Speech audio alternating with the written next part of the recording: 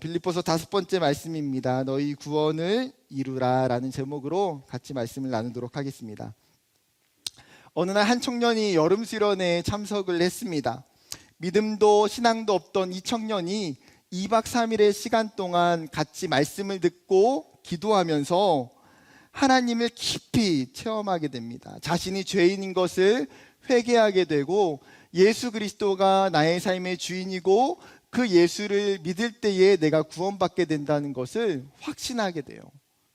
그래서 그 예수님을 내 삶에 모시고 영접하게 됩니다.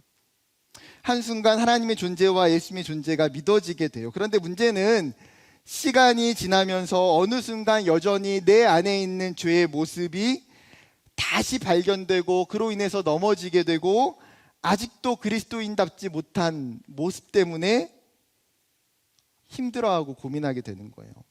나는 분명히 예수를 믿고 나는 분명히 구원을 받았다라고 생각했는데 내가 구원을 받은 게 맞는 건지, 나는 구원받는 존재가 확실한 건지에 대해 진지하고 심각한 고민에 빠지게 돼요. 여러분, 아마 그리스도인이라면 누구나 동일한 경험이 있을 거라고 생각합니다. 여러분 각자마다 동일한 마음과 생각들이 있었을 것 같아요. 여러분 어떻습니까? 여러분 구원 받으셨습니까? 우리가 오늘 이러한 고민과 질문을 빌립보서 2장의 이 말씀을 가지고 함께 나누어 보고자 합니다. 바울은 12절을 시작하면서 그러므로라고 하는 전치사로 시작합니다. 여러분, 그러므로라고 하는 이 전치사는 앞에 있는 문장을 연결해주는 연결고리이자 결론을 도출해주기 위해 사용하는 전치사예요. 즉 12절은 2장 1절부터 11절까지의 말씀을 받고 있는데, 여러분 앞 단락에서 이야기했던 것이 무엇입니까? 너희가 예수님의 마음을 품으라는 거예요. 예수님의 이 마음을 품으라. 예수님의 그 이 마음이 뭐예요? 십자가의 그 사랑과 겸손의 마음을 품으라고 이야기해요. 이 예수님의 마음을 가지고 나아가서 결론적으로 너희가 붙들고 나아가야 되는 것이 있는데 바로 무엇입니까? 구원이라고 이야기합니다.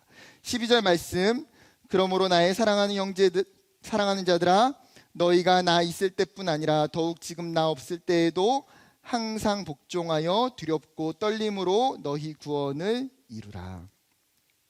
지금 바울이 이 명령의 중요성을 확실히 강조하기 위해서 뭐라고 말합니까? 너희가 나 있을 때뿐만 아니라 더욱 지금 나 없을 때에도 항상. 무슨 말이에요? 사람과 시간과 상황을 초월하여서 너희가 반드시 해야 되는 게 있다는 거예요. 여러분, 보통 사람은 누군가 곁에 있거나 지켜보면 열심을 다해서 잘합니다. 그런데 반대로 누군가 지켜보지 않거나 곁에 없게 되면 열심을 하지 않는 경우가 있어요. 우리가 어렸을 때에 학교에서 청소할 때 어때요? 반에 담임선생님 계시면 어떻게 청소합니까? 정말 열심히 그래도 청소를 해요. 그런데 선생님이 그날 안 계시거나 빨리 나가시면 어떻게 청소합니까? 천천히 청소하나요? 정말 빛의 속도로 대충 청소해요. 대충 하고 끝납니다. 공부를 할 때도 야자 감독이나 선생님이나 누가 같이 곁에 있으면 어떻게 해요? 그래도 열심히 좀 집중해서 공부를 해요. 그런데 누가 없으면 어떻습니까?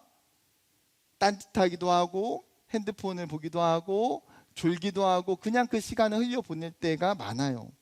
직장에서도 업무를 할 때도 상관이 지켜볼 때와 또 지켜보지 않을 때도 분명 차이가 있습니다. 사람이 무엇인가를 동일한 열심을 갖고 한다는 것은 쉬운 일이 아니에요.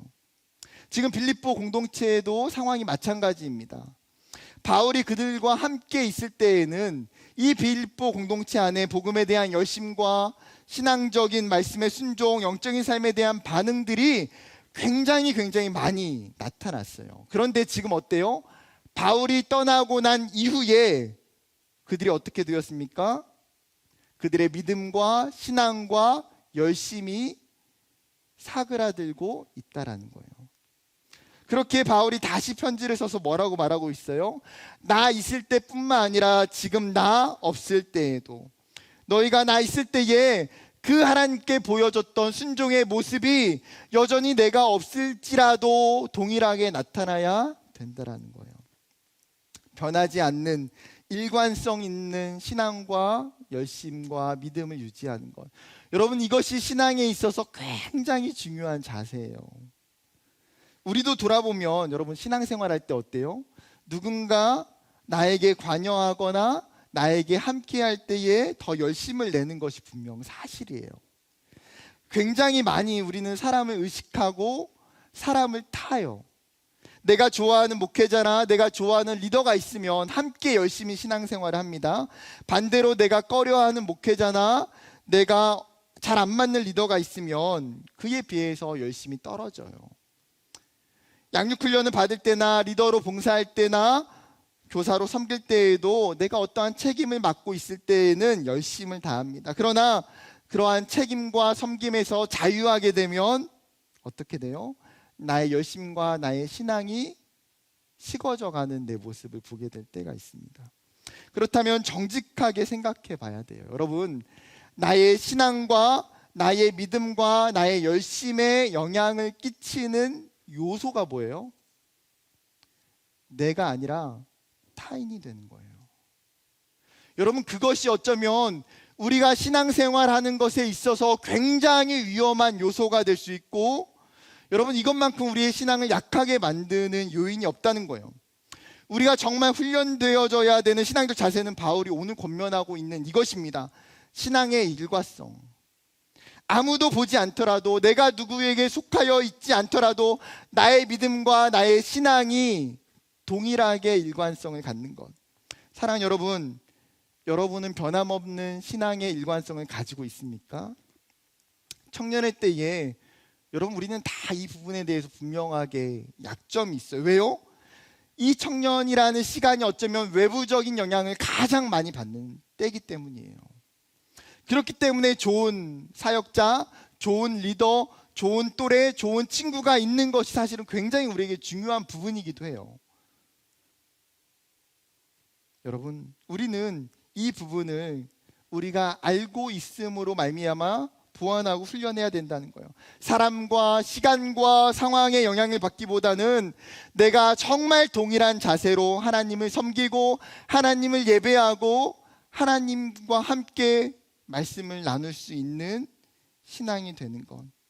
그 자세를 갖추는 저와 여러분 되기를 주님의 이름으로 축복합니다. 여러분, 이러한 신앙의 자세를 가지고 일관되게 드러내야 되는 부분이 뭐냐면 바로 오늘 구원이라는 거예요. 여러분, 구원에 있어서는 절대로 누군가에 의해서 요동쳐서 안 돼요. 여러분, 누구에 의해서 내 신앙과 내 믿음의 구원이 흔들리고 있고 없고 하는 문제가 아니라는 거예요. 그러면 여러분, 한 가지 물어볼게요. 구원이 무엇입니까? 기독교 신앙에서 가장 중요하게 여기고 성도에게 가장 중요하게 여기는 단어가 구원이에요. 구원의 사전적 의미는 어려움이나 위기에서 건져내는 것, 구해주는 것이라고 표현합니다. 좀 더 다른 말로 말하면 내가 스스로 해결할 수 없는 죄의 문제나 아니면 질병의 문제나 재난의 상태에서 건짐을 받는 것. 그러니까 구원이라고 하는 단어는 여러분 기독교에서만 쓰이는 게 아니잖아요. 우리가 살아가면서 보편적인 영역에서 어려움과 문제에서 끄집어내 주는 것을 구원이라는 단어로 사용해요. 그런데 여러분, 기독교적인 의미에서 구원은 더더욱 무엇입니까? 죄의 문제로 인하여서 타락하여 죽을 수밖에 없는 그 죄인을 예수 그리스도께서 자신의 생명을 내어주심으로 말미암아 우리를 속량해 주심으로 우리가 죄인이 아니라 그 예수를 통하여 하나님의 백성, 하나님의 자녀로 변화되어진 것, 그것이 구원이에요. 그럼에도 불구하고 여러분, 구원은 단순히 예수를 믿고 천국에 가는 것을 훨씬 뛰어넘는 의미예요. 구원은 사실 굉장히 많은 의미와 굉장히 많은 영적인 과정들이 압축하고 압축되어져 있는 것이 구원이에요. 여러분, 한약을 내리면 한약의 그 쓰디 쓴 그 검정색 그 한 방울이 여러분 그냥 내려진 한 방울인가요? 아니요. 그 한약을 내리기 위해서 얼마나 수많은 약재들, 때로는 몇십만 원, 몇백만 원 정말 고급의 약재들이 그곳에 함께 어우러져서 오랜 시간 우려내서 내려오는 사실은 한 방울이에요. 여러분, 마치 구원도 이와 같아요. 그렇다면 여러분, 이러한 구원이 우리에게 왜 필요합니까? 우리의 인생에 구원이 왜 필요해요? 그것은 우리의 인생의 죽음이 맞닿아 있기 때문이에요. 우리는 육체적으로 살았지만 우리는 죽은 자이기 때문이에요. 아니, 내가 이렇게 멀쩡히 살았는데 내가 왜 죽었어? 라고 이야기하면 기분이 나쁠 수도 있어요. 그러나 이것이 팩트예요. 성경은 수많은 악과 죄에 눌려서 그 죄의 지배와 영향 아래 있는 사람을 죽은 자라고 이야기합니다. 에베소서 2장 5절에 이렇게 말해요. 허물로 죽은 우리를 그리스도와 함께 살리셨고. 우리의 존재는 어떤 존재입니까?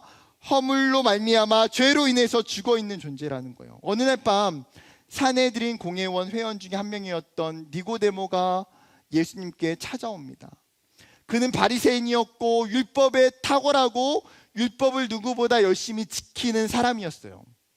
그가 하나님 나라와 영생에 대한 궁금증을 가지고 예수님께 왔을 때에 예수님이 니고데모에게 말씀하신 것이 무엇입니까? 거듭남이에요. 거듭남. 너가 다시 태어나야 된다. 여러분, 지금 멀쩡하게 살아있는 니고데모를 향해서 예수님이 왜 거듭남을, 왜 다시 태어나야 된다고 이야기하고 있을까요? 지금 예수님이 바라보고 있는 관점이 무엇입니까? 그 니고데모가 죽어있는 존재라는 관점 속에 이야기하는 거예요. 그가 육체로는 살았지만 그가 영으로는 죽어있기 때문에 다시금 태어나야 되는, 다시금 새 생명이 필요한 존재라는 거예요. 여러분, 어쩌면 우리도 다 니고데모와 같지 않습니까? 이미 죄의 영향이 우리를 지배하고 있고 이 세상이 존재한 수많은 죄로부터 우리가 넘어지고 또 넘어져요. 그 죄의 죽음의 권세에 점령당하여 죽어가고 있는 상태예요. 바로 여기에 우리가 구원받아야 될 이유가 있다는 거예요. 만약에 여러분 중에 병에 걸리거나 심각한 바이러스에 걸려 있다면 여러분 병원을 가지 않고 치료받지 않고 그냥 내버려 두고 방치할 사람이 누가 있겠습니까? 더욱이 치료제가 있고 치료할 수 있는 방법이 있다면 당연히 의사를 찾아가고 치료를 하는 것이 마땅해요. 여러분, 바울은 로마서에서 우리를 뭐라고 말합니까? 모든 사람이 죄를 범하였음에 그 죄로 말미암아 우리는 죽을 수밖에 없는 존재예요. 그런데 성경은 우리가 죽는다 해서 끝나지 않는다는 거예요. 그 죄의 문제를 해결할 수 있는 방법이 분명히 있다고 이야기하기 때문에 여러분, 우리가 죄인인 것을 알았다면 여러분 반대로 무엇도 알아야 돼요? 구원의 필요성과 구원의 중요성도 알아야 된다라는 거예요. 그런데 오늘 본문은 12절에 바울이 뭐라고 이야기합니까? 구원을 이루라라고 말해요. 구원을 이루라. 쉽게 말하면 이런 거예요. 제가 여러분들에게 밥을 먹으라라고 말한다면 여러분, 밥을 먹는 그 주체와 그 행위의 책임이 누구에게 있어요? 지금 이 말을 듣고 있는 나에게 그 책임과 그 주체가 있는 거예요. 지금 바울의 뉘앙스도 마찬가지예요. 구원을 이루라. 그러면 여러분, 구원을 이루는 주체와 책임이 누구에게 있다는 겁니까? 나에게 있다는 표현이죠. 그러면 유치부부터 지금 청년 때까지 착실하게 신실하게 주일학교를 다녔던 청년들은 이 표현을 듣는 순간 굉장히 머리가 복잡해질 수 있어요. 어라, 구원을 이룬다고? 내가 구원을 이룰 수 있다는 말인가? 아, 김기도 목사님 생긴 것만 이상한 줄 알았는데 신학적으로도 좀 이상한 것 같네. 좀 신천지 같다. 그런 느낌이 들 수도 있어요. 내가 지금까지 한 번도 교회에서 사실은 구원을 내가 스스로 이룰 수 있다고 들어본 적이 없는데 오늘 예배 끝나고 담임 목사님이나 장로님께 이거는 신고를 해야겠다. 이런 의심을 갖고 있는 청년들이 있다면 훌륭한 그리스도인들이에요. 여러분, 바울의 뉘앙스 자체는 분명하게 주체를 그 사람으로 향하고 있어요. 그렇다면 자연스럽게 이렇게 질문해야 돼요. 그럼 목사님, 구원을 이루는 것이 인간의 자력으로 가능한 것입니까? 자력 구원이 가능해요? 바울이 지금 말하고 있는 것이 지금 너가 스스로 구원을 이루라고 말하는 것입니까? 아주 좋은 질문이에요. 문자적으로만, 뉘앙스 자체로만 해석한다면 마치 그렇게 해석할 수 있는 요지가 있는 것처럼 보여져요. 그러나 여러분, 성경이 이야기하고 있는 진리는 무엇입니까? 정답은 그게 아니에요. 오늘 본문이 인간의 자력구원을 말하고 있는 표현이 아니라는 거예요. 그런데 이런 본문을 문자적으로 수용하면 잘못된 해석에 빠지게 돼요. 굉장히 오래전부터 인간의 자유의지와 행위로 구원이 가능하다고 주장했던 사람들이 사실은 굉장히 많이 있었어요. 대표적으로 4세기를 살았던 영국의 수도사였던 펠라기우스라는 사람이 있었어요. 굉장히 많은 사람에게 영향력을 끼쳤던 수도사예요. 펠라기우스는 인간의 본성이 본질적으로 선하다라고 생각했고 완전히 의롭고 자유로운 존재라고 믿었어요. 그는 아담으로부터 모든 인류가 죄를 짓게 된 죄인이라고 하는 그 원죄론에 대해서 부인하고 인간에게는 죄가 없다. 인간은 선하다. 죄는 우리 각자의 선택에 의해서 나타나는 것이다. 우리가 자유의지를 가지고 아담을 따를 수도 있고 예수를 따를 수도 있다. 사람은 선하기 때문에 자신의 노력으로 하나님의 의와 거룩함에 다다를 수 있다고 주장했어요. 어떻게 보면 인간의 입장에서 이러한 펠라기우스의 주장은 사실은 굉장히 매력적이에요. 인간의 자유의지를 인정해 주는 것 같고 나의 선택을 존중해 주는 것 같잖아요. 펠라기우스뿐만 아니라 16세기에도 또다시 이런 주장하는 사람들이 있었어요. 그들을 알미니안주의자라고 불렀습니다. 이들은 16세기에 네덜란드의 라이덴 대학 교수였던 아르미우스를 따르는 사람들이에요. 이 알미니안주의자들의 구원론도 마찬가지예요. 그들의 구원론은 구원의 신인 협동, 즉 하나님과 사람의 공통의 노력으로 구원이 가능하다. 그리고 구원에 대한 선택은 전적으로 사람에게 있다라고 주장했어요. 여러분, 구원이 전적으로 하나님께 있다라고 이야기하고 있는 전통적인 입장에 있던 사람들에게 이러한 주장들은 굉장히 심한 유혹의 거리가 돼요. 그래? 구원이 하나님께 일방적으로만 있으면 사람은 무슨 소용이지? 나는 무슨 의미가 있지? 하나님과 사람이 함께 협력해서 같이 이루어가는 거지. 그래도 결국은 선택은 사람에게 있는 거야 라고 말하고 싶은 거죠. 펠라기우스나 알미니안주의자들의 주장에 대해서 여러분 어떻게 생각하십니까? 동의하십니까? 동의하시면 안 돼요, 여러분. 큰일 납니다.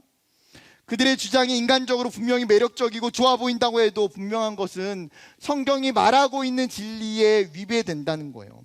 로마서 3장 10절부터 12절은 이렇게 이야기합니다. 기록된 바 의인은 없나니 하나도 없으며 깨닫는 자도 없고 하나님을 찾는 자도 없고 다 치우쳐 함께 무익하게 되고 선을 행하는 자도 없나니 하나도 없도다. 여러분, 사람은요, 의인이 아무도 없어요. 우리 안에 있는 죄로 말미암아 하나님을 스스로 찾을 수도 없고 우리가 선을 행할 수 있는 능력도 없고 당연히 구원을 얻을 수 있는 능력도 우리에게는 없어요. 창세기에도 노아의 그 홍수 시대에 하나님께서 사람을 보시면서 세상의 죄악이 관영하고 사람이 계획하는 모든 것이 다 악할 뿐이다라고 이야기하세요. 에레미야 17장 9절에도 만물보다 거짓되고 심히 부패한 것은 마음이라 누가 능히 이를 알리우마는. 무엇입니까? 즉 사람의 마음, 사람의 영혼은 심각하게 부패해 있다는 거예요.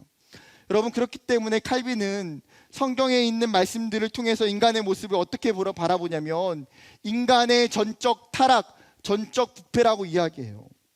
아담의 그 범죄의 결과로 말미암아 모든 인간 안에 육체와 영혼이 타락했을 뿐 아니라 그에 있는 지성도, 감정도, 의지도 모든 영역에서 전체적으로 인간은 죄에 오염되어져 있기 때문에 죄의 지배 아래 놓여 있어서 하나님을 반역할 뿐만 아니라 인간 스스로 아무것도 할 수 없을 만큼 인간은 부패하고 타락한 존재다라고 이야기해요. 여러분, 사형 선고를 받은 죄인인 인간은 스스로 죽음이라는 이 죄의 문제를 해결할 수 있는 방법이 하나도 없어요. 그렇다면 우리의 구원은 어떻게 가능합니까? 에베소서 2장 8절 말씀입니다. 같이 읽어볼까요? 시작.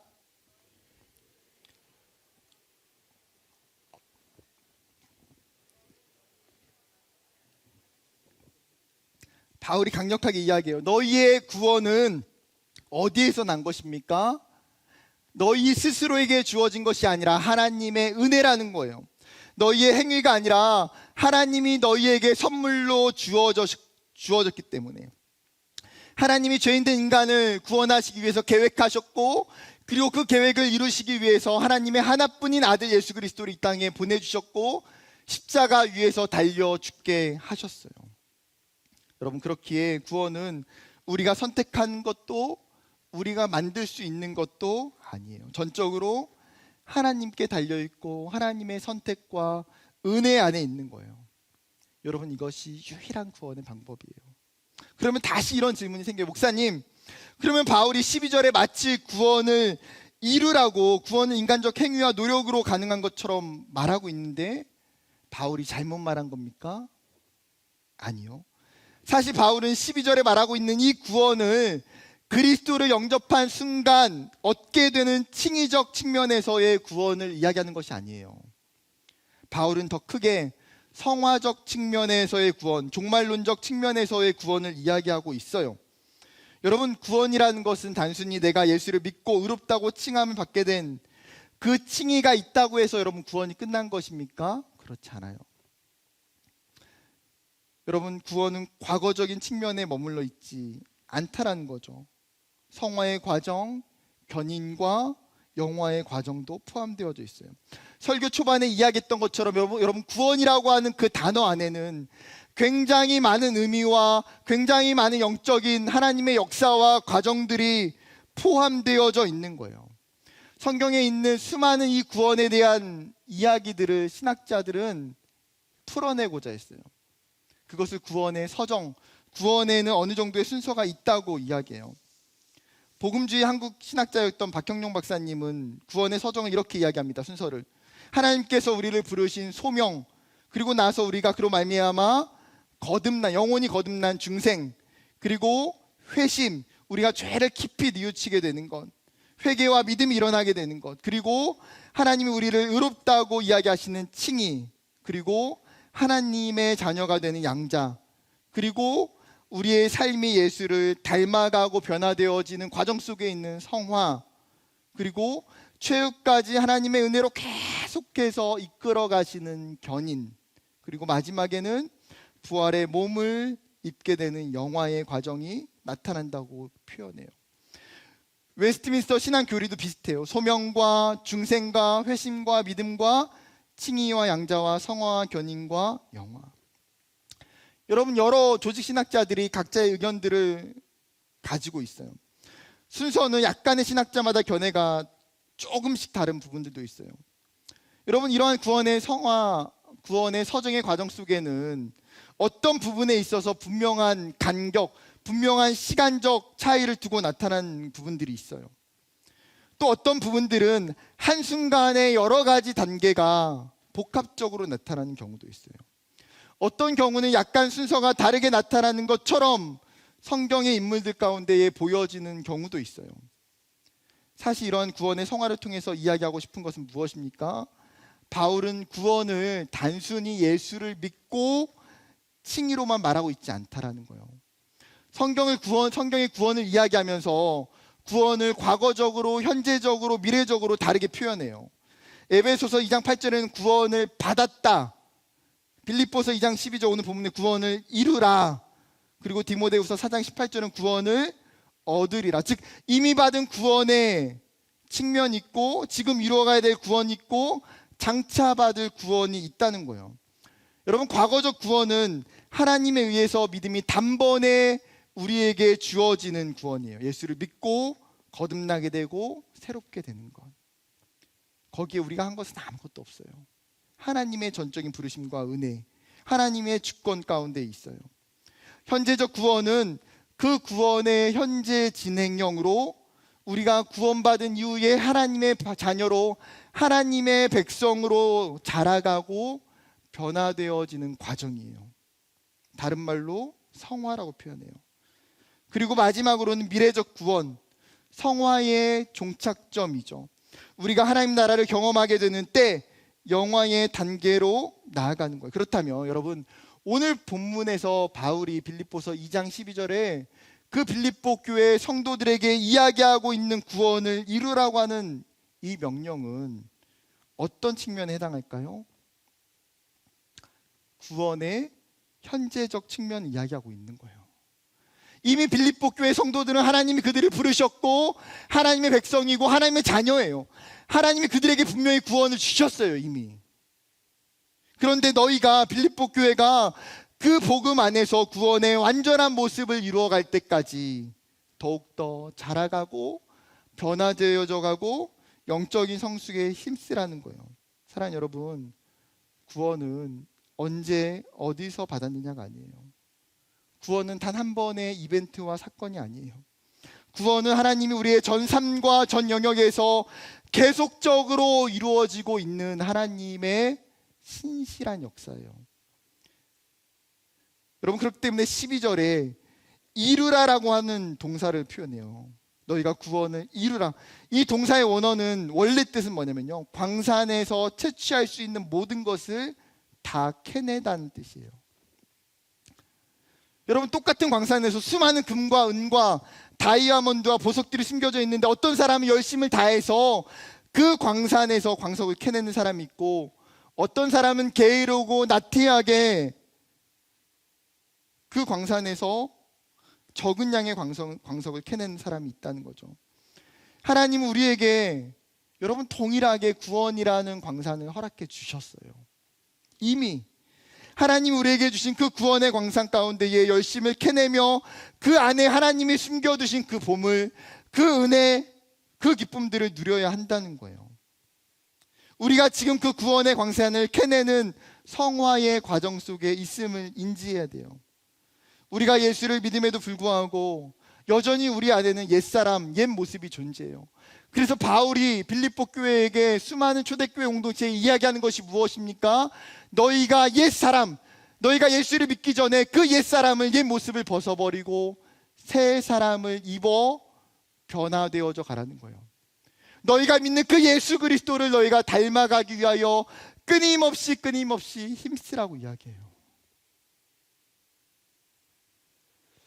이 과정이 많은 인내와 시간과 노력이 분명히 필요하지만 결국은 여러분, 이 구원을 이루어가는 과정을 통해서 우리가 하나님과 교제하고 하나님과 동행하고 하나님이 주시는 그 은혜를 경험하게 된다는 거예요.